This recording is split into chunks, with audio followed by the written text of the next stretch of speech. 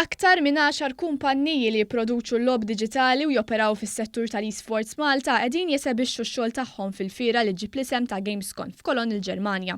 Fiera li qegħdin jattendu għaliha aktar minn 400,000 ruħ. Fosthom numru ta' kumpanniji żgħar fejn studenti tal-università jkollhom l-opportunità li juru l-proġetti tagħhom biex potenzjalment isibu investituri lesti jgħinuhom u jiżviluppaw il-lob tagħhom. Din hija t-tieni darba li pajjiżna tieħu sehem f'Gamescom bilan li jiġi attirat investiment ġdid f'pajjiżna u jiġi żviluppat aktar kummerċ permezz ta' Gaming Malta u l-Aġenzija tal-Gvern Malta Enterprise.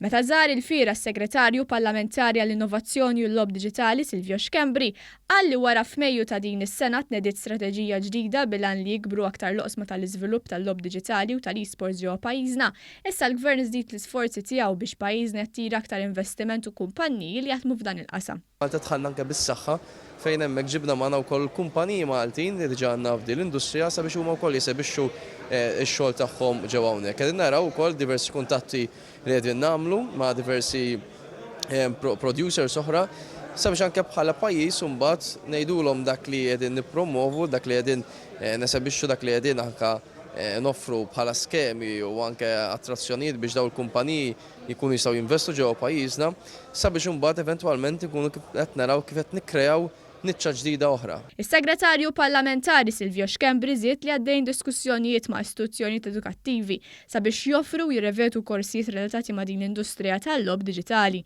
sabiex żgħażagħ ikollhom l-opportunità li jsegwu karriera f'dan il-qasam. Kif fuq livell ta' edukazzjoni qed naraw li nitkellmu kemm mal-EMCAS kif ukoll mal-Università ta' Malta sabiex bis-saħħa ta' nies esperti f'dan is-settur qegħdin naraw kif nagħmlu revision ukoll tal-courses li diġà jiġu offruti sabiex ikollna mbagħad eventwalment developers Maltin, ikollna nies li huma gradwati f'dan is-settur u jkollhom l-opportunitajiet li jaħdmu u jkollhom karriera f'din l-industrija.